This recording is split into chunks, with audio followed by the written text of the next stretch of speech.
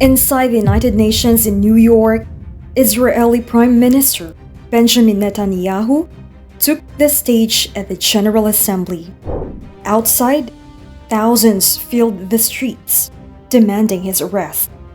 Tonight, Breaking Truth Network takes you inside the protests, the walkouts, and the growing calls to put Netanyahu on trial for genocide.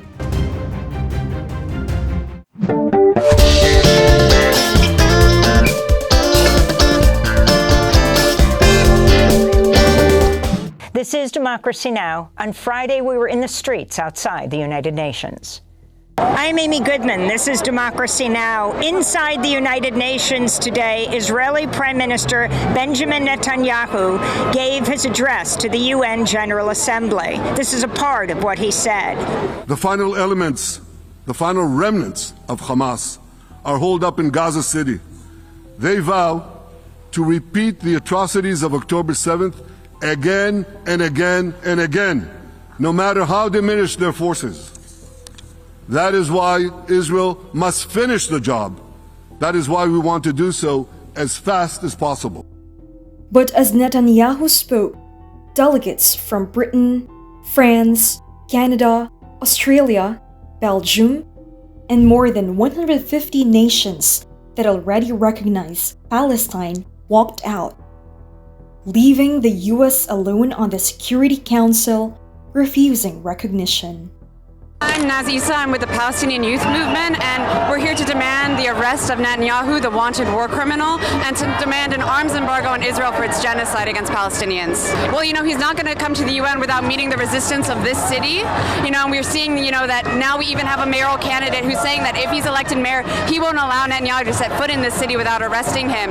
And so we're seeing the growing international isolation of Netanyahu, his bloc, and Israel, and that's what we're here to solidify. Symbolic rejection of Netanyahu isn't enough. Turning their backs on Netanyahu isn't enough. They need to take action as member states of the United Nations and impose real sanctions, an arms embargo, and a trade embargo on Israel.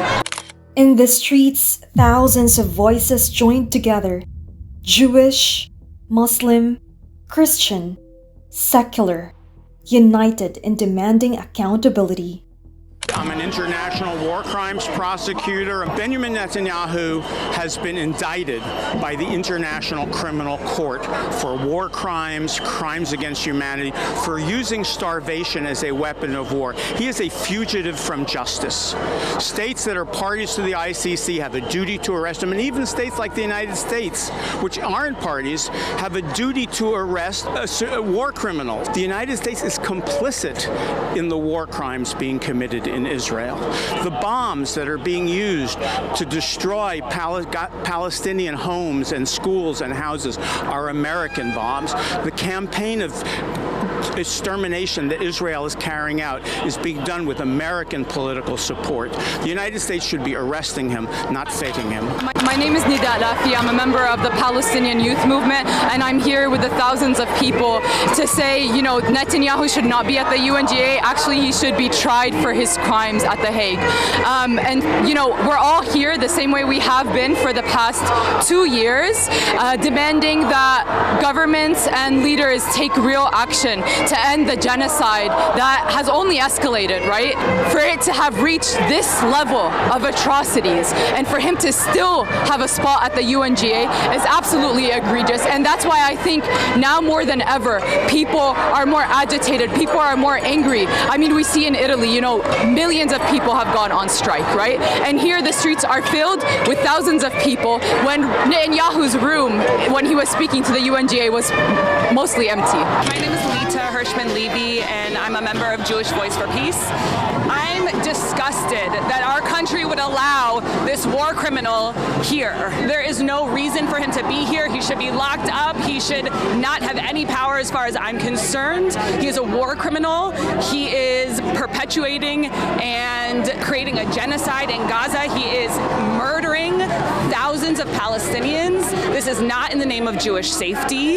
It goes against everything that Judaism stands for. I'm horrified that this is happening happening in my name as a Jewish person. I'm the descendant of Holocaust survivors. My grandparents were Holocaust survivors. He is not welcome here. He is a war criminal, and this has to end. Palestine needs to be free, liberated, with the right to return home. And this wasn't just activists. Colombian President Gustavo Petro joined protesters outside the UN, calling for international intervention and urging US soldiers to disobey Trump's orders to support Israel's war. The global force has to be bigger than that of the United States. That's why from here, from New York, I ask all of the soldiers of the Army of the US not to point their guns at people. Disobey the orders of Trump. Obey the orders of humanity. The Trump administration retaliated by revoking Petro's US visa. Proof that dissent against genocide is punished even at the UN.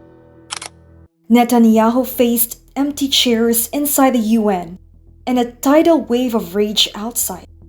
The world is watching and demanding justice. This is Breaking Truth Network. Subscribe, share, and join the movement.